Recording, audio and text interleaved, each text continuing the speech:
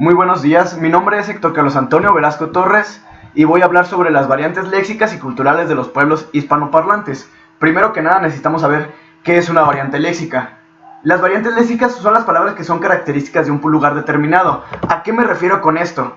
Latinoamérica y parte de Norteamérica, como somos nosotros México, compartimos un mismo rasgo la mayoría de países que fuimos conquistados por España.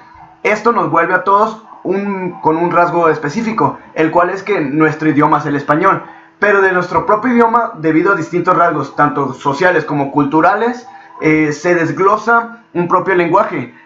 ¿A qué me refiero con esto? Las palabras no tienen el mismo significado en un lugar que en otro, aunque las ciudades que se encuentran próximas comparten un mismo idioma. Eso me refiero con las variantes léxicas.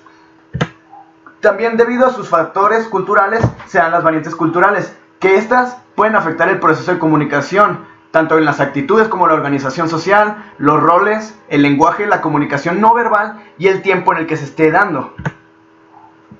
También hay países que, pese a formar parte de Latinoamérica, no comparten el mismo rasgo de idioma, como lo es el país de Belice, el cual hace 2 décadas se acaba de independizar de ser una colonia americana, por lo cual su idioma es el inglés, y comparten una particularidad muy rara, ya que no encuentran un rasgo de identidad o no encuentran ese sentido de identidad como la mayoría de países latinoamericanos o de Norteamérica.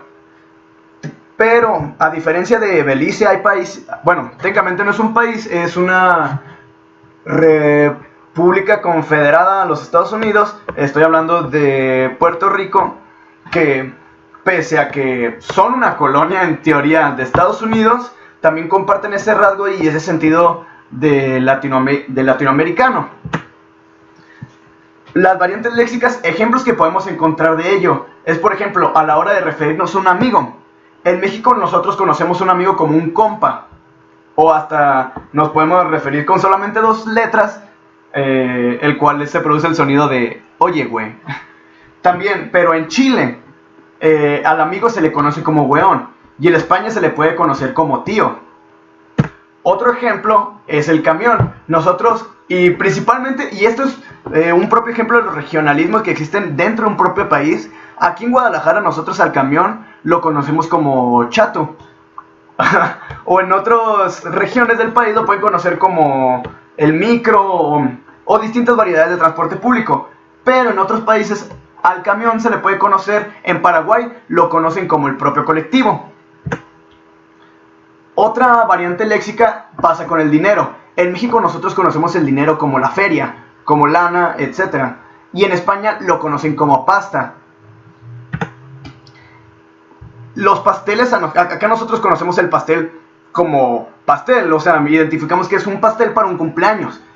Pero en Ecuador al pastel lo conocen como tarta, cuando nosotros la tarta la conocemos como otro producto de la repostería. Y en países como El Salvador lo conocen como torta, y a nosotros las tortas las conocemos como un lonche, por así decirlo. Los automóviles, a nosotros en México los conocemos de distintas maneras, pero la más conocida es que le decimos coche. En Argentina esto cambia, ahí meramente le dicen auto. Otra palabra que nosotros utilizamos mucho, que usamos para referirnos a la resaca, en México la conocemos como cruda, pero en Salvador tienen una palabra también muy específica que le dicen chuchaqui. También otro ejemplo de las variantes léxicas es, como ya lo mencionamos, de que una palabra puede tener distintos significados dependiendo de la región y el país donde se esté habitando. Por ejemplo, chucho, nosotros normalmente un chucho lo conocemos como un perro, pero en Perú un chucho puede ser también, se puede utilizarse para referirse a un terremoto. Y sin nada más que decir, este fue el fin de mi presentación. Muchas gracias.